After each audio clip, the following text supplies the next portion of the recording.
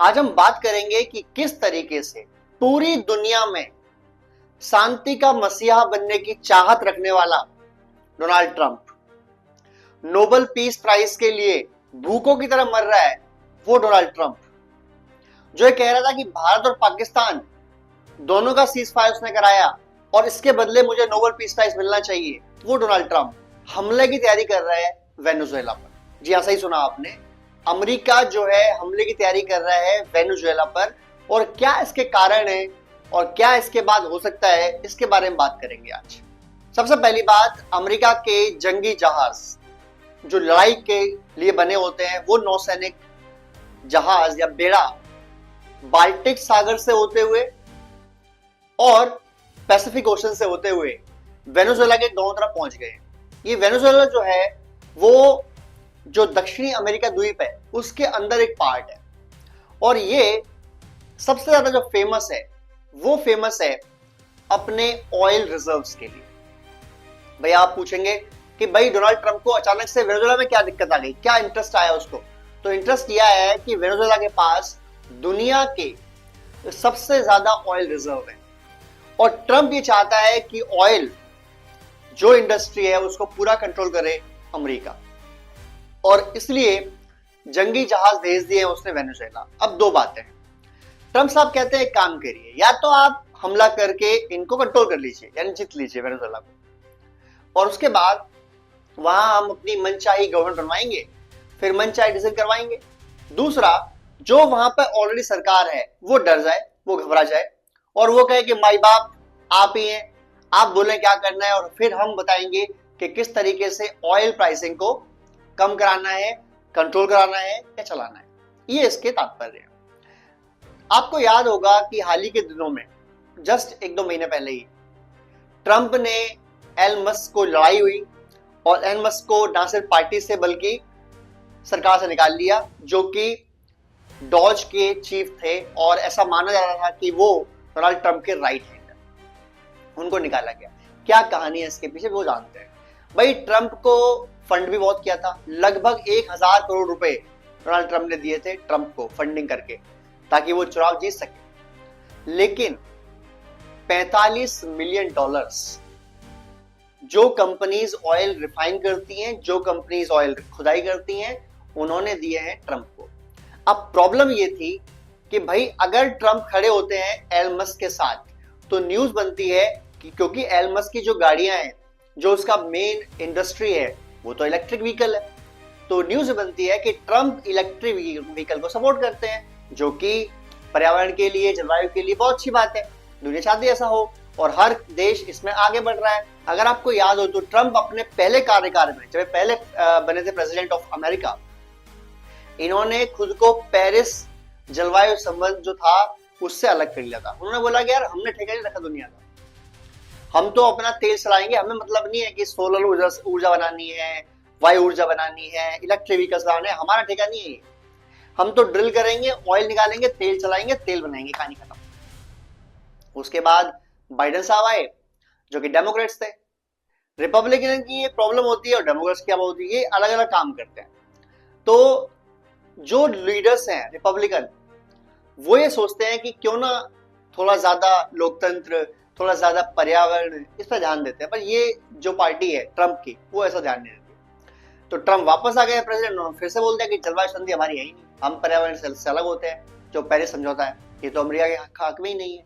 हम ऑयल निकालेंगे भी, हम ऑयल बेचेंगे भी, और हम ऑयल चलाएंगे भी, हम यूज भी करेंगे, हमने ठेका नहीं रखा दुनिया का, ऐसा बोला। अब दुनिया के काफी सारे रिजर्व अमेरिका के पास भी है अपने, लेकिन वो चाहता है कि दुनिया और भी कंट्रीज के जो तेल है उस पर कंट्रोल रखे। मिडिल ईस्ट में जितनी जगह अमेरिका ने हमला किया है, जो कोर इश्यूज है ना, उनमें सबसे बड़ा इशू जो है वो है ऑयल, तेल, और वहीं इसलिए हमले हुए। अब वेनेजुएला पे चाहता है कंट्रोल करना अमेरिका, ताकि पूरे दुनिया के जो तेल है, जो ऑयल है, उसे वो कंट्रोल कर सके, मार्केट को भी कंट्रोल कर सके, प्राइसिंग को भी कंट्रोल कर सके, और किसको देना है नहीं देना वो भी तय कर सके। ये वो चाहता, इसलिए उन्होंने ये करवा दिया। अब नोबेल पीस प्राइज गया बाहर में, क्योंकि अमेरिका को 45 मिलियन डॉलर की भेंट, या क्या बोलते हैं उसको, जमा कराया है, सपोर्ट दिया है, डोनेशन दी है ऑयल कंपनीज ने, जो ऑयल रिफाइन करती हैं, ऑयल निकालती हैं, ऑयल बेचती हैं। तो भाई अब ट्रम्प को अलग अलग करना ही था, एलन मस्क को। अगर मस्क साथ में खड़े होते तो जो ईवी इंडस्ट्री थी वो तो दिक्कत करती, वो लगती भाई ईवी इंडस्ट्री और ऑयल इंडस्ट्री आपस में पैरेलल नहीं चल सकते, अलग चलना पड़ेगा। तो उनको दिखाना था कि भाई हम ऑयलिंग के साथ ही है, हम इस साथ में इसके नहीं है। एक और नारा दिया था ट्रम्प ने, अगर आपको याद हो तो, ड्रिल बेबी ड्रिल। हमने वीडियो बनाया था इस बारे में। उसका मतलब क्या था कि भाई हम ड्रिल करेंगे, हम तेल निकालेंगे, हम तेल निकालेंगे, हम तेल बेचेंगे, और हमें नहीं फर्क पड़ता कि दुनिया में क्या हो रहा है, जलवायु का क्या हो रहा है, पर्यावरण का, हमें इसका ठेका नहीं है। दुनिया का और देश भी ठेका ले सकते हैं इसका, हम नहीं मानते इस बात को। तो टर्नर है ट्रम्प ने काम। एक और बहुत बड़ी न्यूज निकल सामने निकल के आ रही है, उस पर भी अगर बात ना की जाए तो बेमानी हो जाएगा, ऑयल से रिलेटेड ही है, तो इसी में कवर कर लेते हैं इसी वीडियो में ही। एक मुद्दा है जो आजकल बहुत चल रहा है, चर्चा में आ रखा है और बहुत ज्यादा बात हो रही है, बल्कि भारत का विपक्ष भी सारे बात कर रहा है, कई आम लोग भी सारे बात कर रहे हैं। तो ये सही है गलत है, सब बात करेंगे। ये बात ये है कि भारत की सरकार ने रशिया से सस्ता ऑयल लिया और बहुत सस्ता ऑयल लिया, और भारत ने खुल के बोला सस्ता ऑयल लिया है। तो अगर भारत लगातार सस्ता ऑयल परचेस कर रहा है तो वो हमें, हमारी जो आम जनता है उसके प्राइस में क्यों नहीं इफेक्ट कर रहा? हम तो वही 90-95 रुपए के हिसाब से दे रहे हैं पेट्रोल का, डीजल का भाव, तो फिर हमें तो कोई फायदा नहीं हो रहा। तो क्यों नहीं हो रहा ऐसा? अब विपक्ष ये कह रहा है कि सरकार जो है वो पैसे खा रही है, जो सरकार के मित्र हैं, अंबानी है, अडानी है, वो पैसे खा रहे हैं, वहां से ऑयल का फायदा आ रहा है, वो ऑयल खा रहे हैं। नंबर 1, जो भी ऑयल निकालता है कंपनी, जो ऑयल बेचता है कंपनी, उसका एक फिक्स होता है, उसके बाद वो ले सकता नहीं, गवर्नमेंट को देना पड़ता है।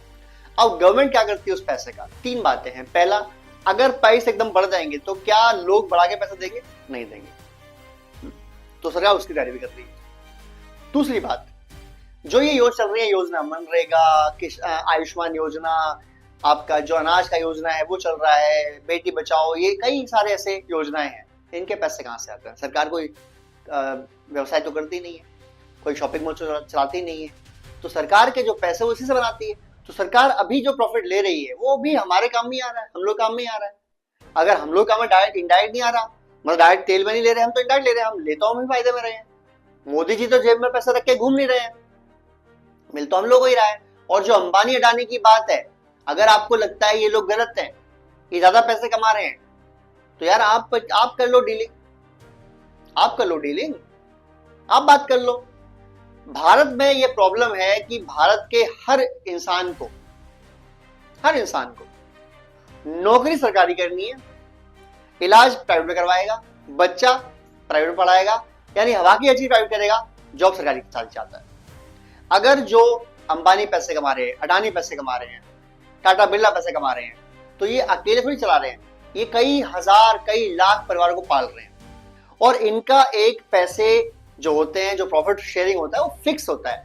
यानी अगर इनको $50 में मिला और आगे $80 बेचा, मैं एग्जांपल दे रहा हूँ, ₹50 इनको मिला और ये 100 बिकवा रहे हैं उसको, तो इनका प्रॉफिट शेयर फिक्स है 10%। ये 55 के बाद जो भी पैसा आएगा वो सीधे सरकार के अकाउंट में आता है, इन्हें कोई फायदा नहीं मिलता इसका।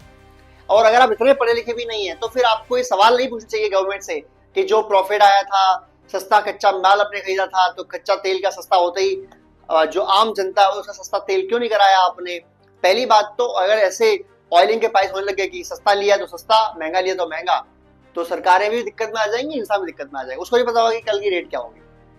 हो सकता है एकदम से ₹50 से ₹200 पहुंच जाए, हो सकता है कि ₹200 से ₹5 आ जाए। तो ऐसा नहीं चलता है दुनिया में, तो आपको कंट्रोल करना जरूरी है, और प्राइसिंग कंट्रोल भारत सरकार ही करती है, कोई अमानी अंडानी ऐसे कोई भी नहीं करता है।